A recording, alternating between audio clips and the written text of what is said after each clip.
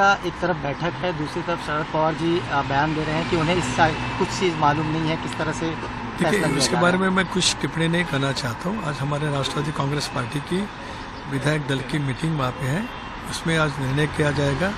उसके बारे में हम राज्य के मुख्यमंत्री जी जो उनका अधिकार है उनको इसके बारे में हम अवगत करेंगे। हमारी क्या राय हो सकती है?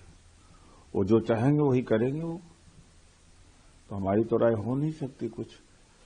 तो अभी तक एनसीपी जो शरद पवार जी की है, सुप्रिया सुले जी की है, सेकुलर गठबंधन में है। अब मर्ज होगा तो किधर जाएंगे ये जरूर एक यक्ष प्रश्न है। या तो शपथ डिप्टी चीफ मिनिस्टर का ग्रहण का स्वीकार नहीं करना चाहिए।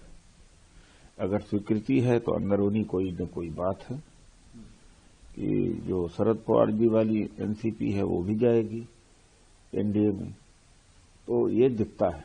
नहीं, ये तो बड़ा गंभीर मसला है। कौन निर्णय कर रहा है, किसने पर्दे के पीछे रह के निर्णय को बाध्य किया, ये भी देखने वाली बात है। क्या बीजेपी राष्ट्रवादी की तरफ से निर्णय ले रही, ऐसी भी चर्चाएं जो है वो सुनने में आ रही है।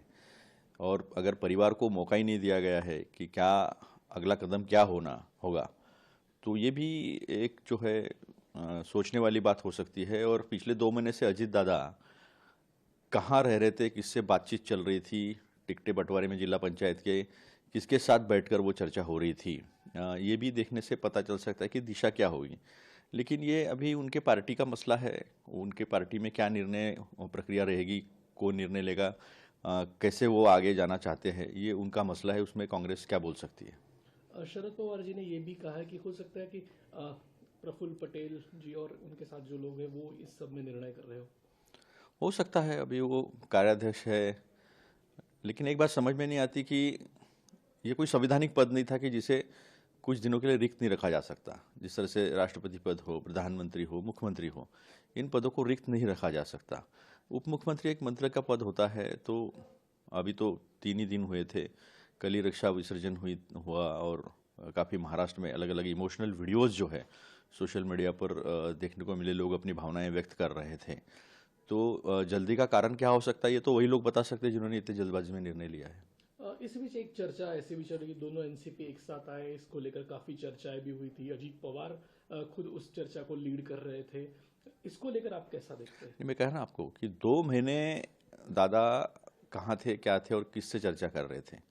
अगर रोहित जी पवार के साथ बैठकर बारामती हॉस्टल पर, जो आपके माध्यम से हमने देखा है चैनलों पर, मीडिया में, उनकी चर्चा जिला पंचायत में सीटें बंटवारे को लेकर चल रही थी। कहीं कहीं कांग्रेस की भी चर्चा शरद पवार जी के राष्ट्रवादी गुट के साथ चल रही थी। तो इससे प्रतीत होता है कि वो करीब करीब उनका विलीनीकरण जो है वो तय हुआ होगा इन सब चर्चाओं से, और चुनाव साथ में लड़ना, ये तो यही प्रतीत करता है। ये हमने मीडिया के माध्यम से देखा है। अभी वो उनके पार्टी का मसला है, उसमें हम क्या बोल सकते हैं। देखिए, जो घटना घटी महाराष्ट्र में अजीत पवार जी के साथ, ऊपर वाला करे किसी के साथ भी ना हो, पर अगर घटना घटी है और उनके परिवार में से किसी को उनकी जगह लाया जा रहा है, तो राज्यसभा की सांसद भी हैं, तो परिपक्व लीडर भी हैं, और उनको आज उनकी जगह डिप्टी चीफ मिनिस्टर बनाया जाएगा, तो महाराष्ट्र की जनता को, जिनको बहुत ज्यादा दुख और कष्ट है, कुछ ये होगा कि भाई चलिए, एक प्रकृति में और एक पार्टियों में और एक एनडीए में न्याय हुआ है, और उनकी जगह उनकी पत्नी उप मुख्यमंत्री की शपथ लेंगी। तो ये एक माहौल में और महाराष्ट्र के लिए, पार्टियों के लिए और एनडीए के लिए एक बहुत ही एक मरहम लगाने जैसी बात है। जो आने की बात हो रही है, खबर ये है कि फरवरी के बीच में ही दोनों पार्टियां एक साथ आ जाएंगी। हो सकता है सुप्रिया सुले, प्रफुल्ल पटेल या फिर सुमित्रा पवार में से कोई एक पार्टी की कमान संभाले। देखिए, ये चर्चाएं और बातें तो उनके जीवित रहते हुए भी चल रही थी, और कुछ म्युनिसिपल कॉरपोरेशन के चुनाव में एक ही जगह मिलकर भी और एक ही चिन्ह पे कई जगह लड़े भी थे, और राजनीतिक संभावनाओं का खेल है।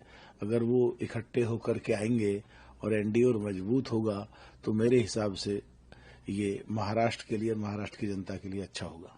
अजीत पवार के मौत के जांच शुरू कर दिया है इसकी? देखिए, इस तरह की घटना एक हिला देने वाली घटना थी। एक बहुत बड़ा पहाड़ टूटा पूरे महाराष्ट्र पे या पूरे देश पे, और ये घटना अगर घटी है तो कहाँ चूक हुई, क्या क्या कारण थे, क्या क्या तकनीकी चीजें थी, उस दिन मौसम कैसा था, तमाम पहलुओं पे जांच के लिए जिम्मेदारी सीआईडी को सौंपी गई है। रिपोर्ट बाहर आएगी तो सबके सामने हो जाएगी, और आगे भविष्य में इस तरह की घटनाएं ना हों उन पे भी फिर सावधानी बरती जाएगी।